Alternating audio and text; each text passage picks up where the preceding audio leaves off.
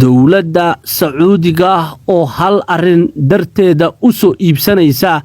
wax ka badan 48 xabbo oo kamid ah diyaaradaha dagaalka ee halista badan ee laga cabsado ee F-35 haddaba sababtaasi maxay tahay madaxii hore ee hay'adda sirdoonka Israa'iil ee Mossad Yossi oo fashiliyay in Putin uu u ogolaaday in Israa'iil ay duqayso markab Iiraan oo hub u siday Xisbullah dowladda Turkiga oo bilowday in ay si hoose u qorto ciidan kor u dhaafaya 2,000 oo askari xilli lagu wado in la geeyo gudaha Gaza iyo Netanyahu oo mar kale weerar ku qaaday isla Turkiga xogii u dambeeyay ayaan muuqaalkan kugu faahfaahin doonaa like sar haddii uu ku soo gaaro saaxiib muuqaalka yaga si muuqaalka meel dheer uu gaaro adigoon like saarin ha ka tagin channelkan haddii aad ku cusub tahay subscribe saaro aad ayaad u mahadsan tahay haddii aanu ku bilowno dowladda Sacuudiga waxa ay hal arin darteeda imika u bilaabaysaa qorshe dhaqaale fara badan uga bixi doona oo ah in ay soo iibsato diyaaradaha dagaal ee dunida aadka looga cabsado ee Mareykanka uu farsameeyo ee lagu magacaabo F-35 kuwaas oo ay rabto in ay ku hubayso ciidanka cirka ee boqortooyada Sacuudiga sida la ogsoon yahay waxaa safar ku gaari doona gudaha Washington iyo aqalka cad ee dalka Mareykanka dhaxal sugaha dowladda Sacuudiga ninka lagu magacaabo Mohammed bin Salman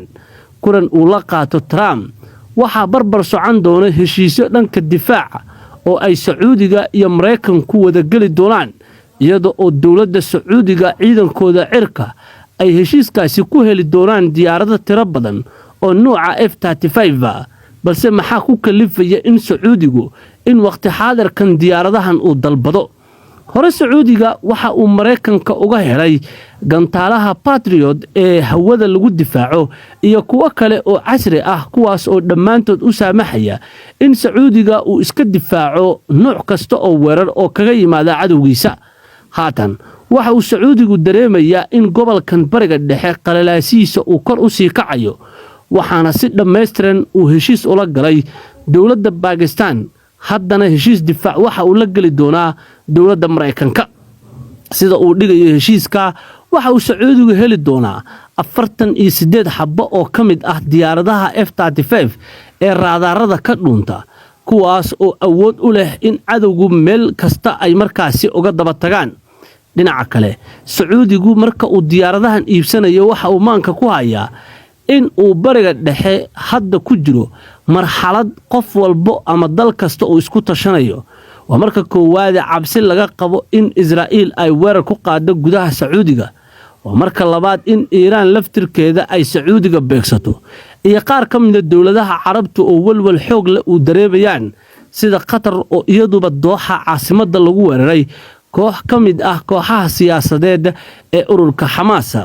si kastaba ha noqotee sababta ugu weyn waxa ay tahay cabsida in amniga gobolka bariga dhexe saacad kasta uu faraha ka bixi karo dagaalna la isku qaadi karo sidoo ajliga Sacuudigu si uga gaashaanto waxa xulafadiisa sida Mareykanka iyo Pakistan uu kaga faa'iideeyaa heshiis difaaceedyo uu la galo in ciidankiisa la hubeeyo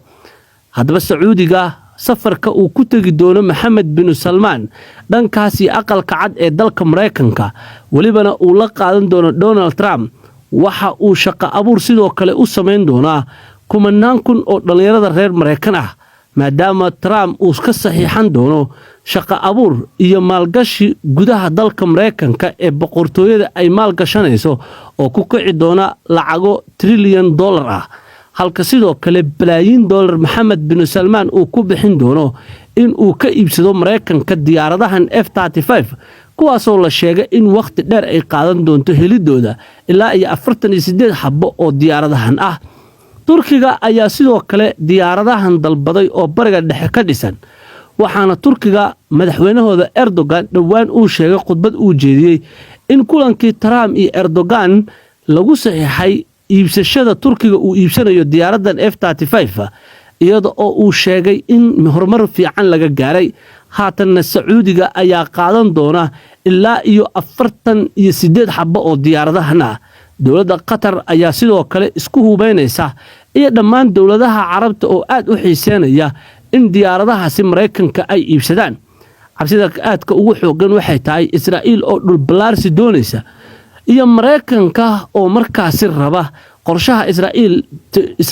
weyn in uu fuliyo oo isaguna dhinaca kale carabtana la safan doono si dhaqaale fara badan uu u helo. laakiinse isku soo wada duub Sacuudiga oo dareemaya mandiqada bariga dhexe in xaalkeeda uusan sahlanayn ayaa hadda diyaaradahan u iibsanaya in qatar kasta oo ku timaada uu isaga difaaco. xogtaas haddii aanu intaasi ku dhaafno daawadayaal, qodobka kale ee xiga ee barnaamijkeena, madaxii hore ee hay'adda sirdoonka Mossad ee Israa'iil ninka lagu magacaabo Yossi Cohen waxa uu bixiyay waraysi markaa qodobada ku jira dad badan oo aad u markaasi daneeya wararka bariga dhexe ay aad ula yaabeen sidoo kalena ay ka naxeen. haddaba ninkan waxa uu leeyahay waxa aan si shakhsi ah anigoo ah madaxa hay'adda sirdoonka Mossad u tagay magaalada Moscow ee caasimadda u ah dalka Ruushka. haddaba kulan uu la qaatay Vladimir Putin madaxweynaha Ruushka waxa ujeedku ahaa in Israa'iil ay Ruushka markaasi ka hesho ogolaansho ah in duqeymo ay ka geystaan gudaha dalka Syria. qorshaha ugu weyn waxa ay tahay in hub halkaasi la marinayay oo u socday ururka Xisbullah in gabi ahaanba la gubo oo ay Israa'iil ka hortagto. haddaba Putin oo saaxiib dhow la ah Iiraan sidoo kalena ay ka dhaxeeyaan heshiisyo iskaashi oo dhanka marka militariga ah ayaa ogolaansho rasmi ah siiyay Israa'iil in howlgalkaasi gudaha Suuriya ay ka fulin karto. haddaba Israa'iil in Moscow uu tago madaxooda sirdoonka Yossi Cohen waxaa ku kalifay hal arin oo ah in halkaas ay yaalaan nidaam difaaceedyada S-300 iyo sidoo kale nidaam difaaceedka kale ee S-400 kuwaas oo dhammaantood cabsi gelin kara sidoo kalena soo ridi kara diyaaradaha dagaal ee Israa'iil ee howlgalka inay fuliyaan ay ugu talagashay. sida Yossi Cohen uu xogta ku sheegayo, maadaama cabsidaasi Israa'iil ay dareemayso howlgalkana aysan fulin karin, waxa uu ogolaansho ka heleen Vladimir Putin madaxweynaha dalka Ruushka maadaama Ruushka uu maamulo qalabkan S-300 iyo sidoo kale S-400 oo ah nidaam difaaceed Ruushka uu farsameeyo. kadibna waxa weerar lagu qaaday shixnado markaa konteenaro ah oo markab Iiraani ah uu siday, kadibna la rabay in hubkaasi gudaha Suuriya la dhex mariyo loo wareejiyo dhanka Lubnaan iyadoo oo lagu hubeynayo ururka Xisbullah. ugu dambeyn Israa'iil waxa ay ka hortagtay in hubkaasi ay gacanta u galaan ururka Xisbullah oo duqeyntii ay si rasmi ah uga fulisay. Yossi Cohen waxa uu sheegay in ogolaanshaha Putin ay ku noqotay arrin anfariir ah, marnaba aysan Israa'iil filaynin in si fudud uu markaa Putin ugu ogolaan doono in Israa'iil ay duqeyso hub ay leedahay Iiraan oo markaasi ay u gudbinayso dhanka Xisbullah. maxaa yeelay Iiraan iyo Ruushku waxay saaxiibo ku aayeen gudaha Suuriya wada joogistooda. si kastaba ha noqotee xaalka ayaa ku soo dhamaaday dadkii ka falcelinayay in ay yiraahdaan Ruushku ma laha saaxiibtinimo ee waxa uu leeyahay danaysi, iyadoo oo dad badan ay aad markaasi arrintan u sheegeen intii ay ka falcelinayeen. balse hore waxa uu hadlay ninkii baarlamaanka Iiraan isagu madaxda ka ahaa ira kale oo xildhibaano ah kuwaasoo dhammaantood sheegay in Ruushka uuna ahayn cadow uuna sidoo kalena ahayn saaxiib oo uu yahay nin danista ah. xogta u dambaysa ee barnaamijka caawa haddii aanu soo qaadano inagoo gabagabada soo gaarnay, dowladda Turkiga waxa ay bilowday in ay qorato ciidan kor u dhaafaya ilaa 2,000 oo askari. askartan la qorayo looguma talagelin in Turkiga ay ka howlgalaan. ujeedka loo qoray waxay tahay in si toos ah loo geeyo gudaha magaalada Gaza, halkaas oo ay ka qaban doonaan howlgallo ilaalin oo markaa ay qayb ka noqon doonaan ciidanka baaxadda leh ee ka socda dowladaha caalamka ee la qorsheynayo in la geeyo gudaha magaalada Gaza.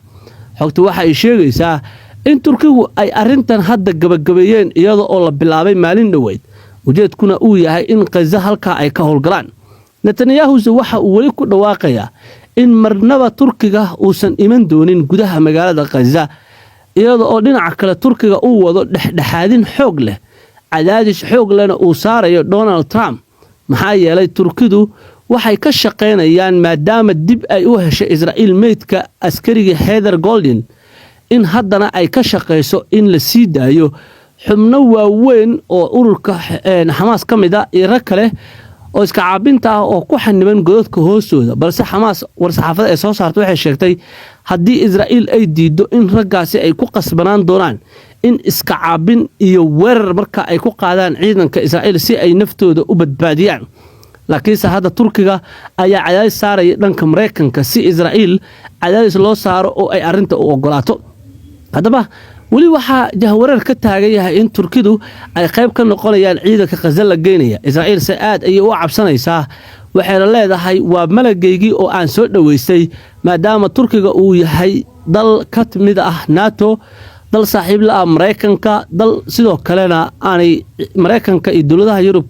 aanay weerari karin marka Israa'iil laba daran mid doora ayaa haysata Turkiduna mar hore ayay howlgaleen oo waxaad u malaysaa in Donald Trump ogolaansho ka haystaan ciidan ilaa 2,000 ayuu qortay Erdogan kuwaas oo la geyn doono gudaha magaalada Gaza muuqaalkan like sar haddii aad dhamaad ka soo gaartay sidoo kale haddii aad nagu cusub tahay subscribe saaro channelkeena